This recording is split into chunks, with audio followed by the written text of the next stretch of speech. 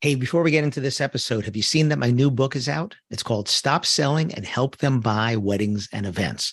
And it's a book that you helped me write because you would ask me at a conference, which of your books has what you just spoke about on stage? And if it wasn't in any of my books, I'd say it's in the next one. Well, here it is. Here's the next one. How to respond to reviews. What if you don't like doing sales? The 3 questions to ask every prospect, or they can't ask for what they don't know exists. These are just some of the chapters in there. And the beauty is you don't have to read it front to back.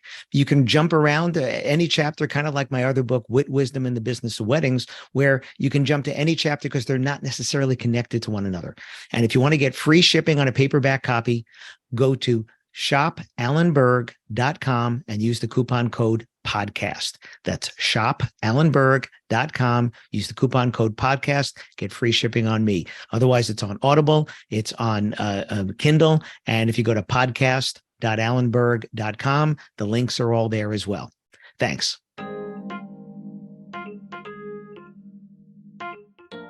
What does it take for you to post a good review?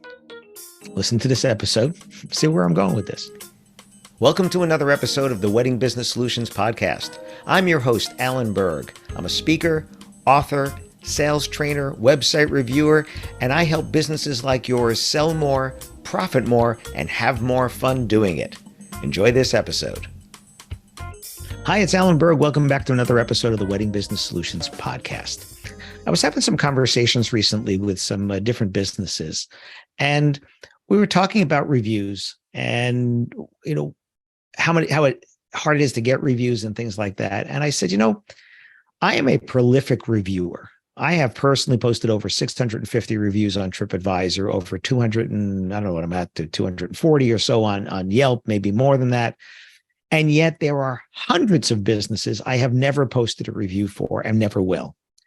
And I started thinking about, what does it take to get somebody to post a review? Even somebody like me that posts all of these good reviews, right? Oh, I shouldn't say that. All of these reviews, they're not all good reviews.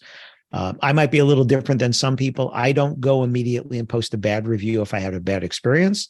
I reach out to that business to give them an opportunity to know that it happened, especially if the manager or the owner wasn't present when it happened.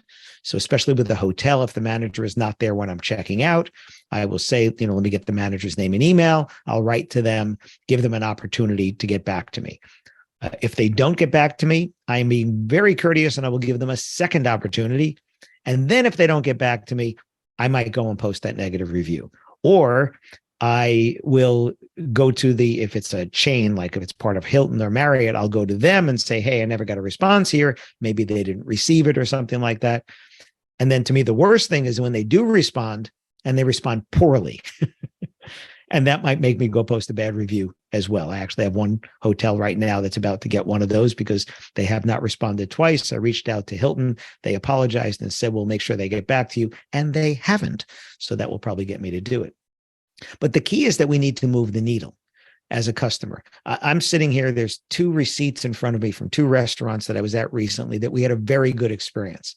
And my intention is to post a good review for them. And they're sitting here to remind me to do that. And yet it's been, what's the date on this one? This one is now 2 weeks ago. Yeah, it's about 2 weeks ago and I still haven't done it. I want to, I intend to, but it hasn't happened yet.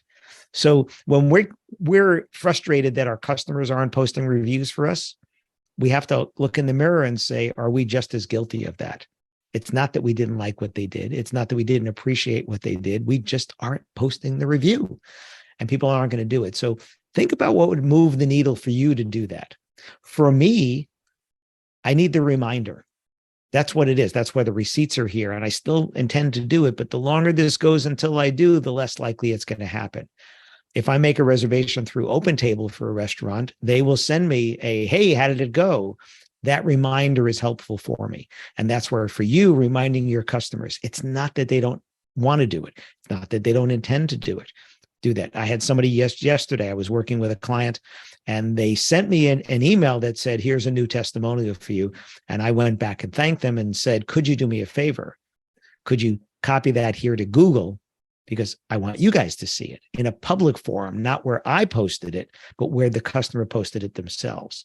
It's the same thing you could do with a thank you note that you got in text or an email or a message from someone and you asked them to go to the Knot or Wedding Wire or Google or Facebook or Yelp or someplace to post that for you. It's the same thing, just going back and thanking them and saying, here's the link. Could you copy and paste this over there where other people could see it? Could you help me show them about that?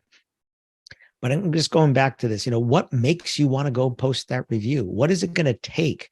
And then if you're getting frustrated because your customers aren't doing it, are you just as guilty yourself of that? And some of you might not be. Some of you might be prolific reviewers just like I am. But again, as prolific as I am with this, in so many places I don't post the review at all. Now, for me, it kind of has to be an extreme, right? Really loved it, really hated it to make me post the review.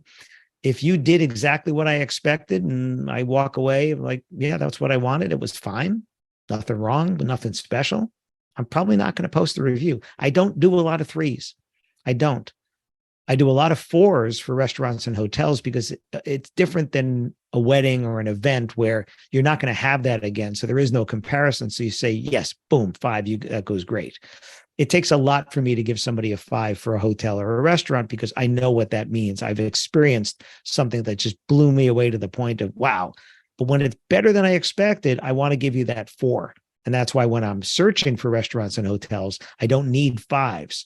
I need 4s because that's, again, my benchmark, right? If I'm seeing a lot of 3s, I'm like, okay, it's not bad. I'm sure it'll be fine. If I'm seeing 2s and 1s, I'm probably not going to go there, right? That's the difference. Then we look at recency. Then we look at what they're saying and other stuff like that. So let's digress back to the beginning here. The whole point of this is, if it takes a lot for you to post a review, understand it also takes a lot for your customers, and think about what you might be able to do to move the needle for them, which might be nothing more than just asking them again and reminding them again. Right? But it also could be incentivizing them. And no, I don't mean, hey, if you post a review, I'll give you something. It's give them something to thank them for choosing you and ask for the review at that time, because then there's a feeling of reciprocity, code word guilt, that they want to do something back for you. Yep. I hope it helps you get more reviews and maybe post 3 more yourself. Thanks. Thanks for listening to this episode of the Wedding Business Solutions podcast. If you liked it, please subscribe to this channel and post a review on your chosen platform, Apple Podcasts or whichever one.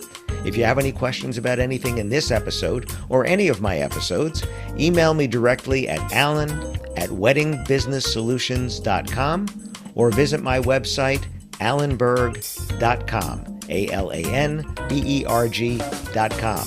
If you have any suggestions for future topics or guests that you'd like to see, please again, email me or visit my website.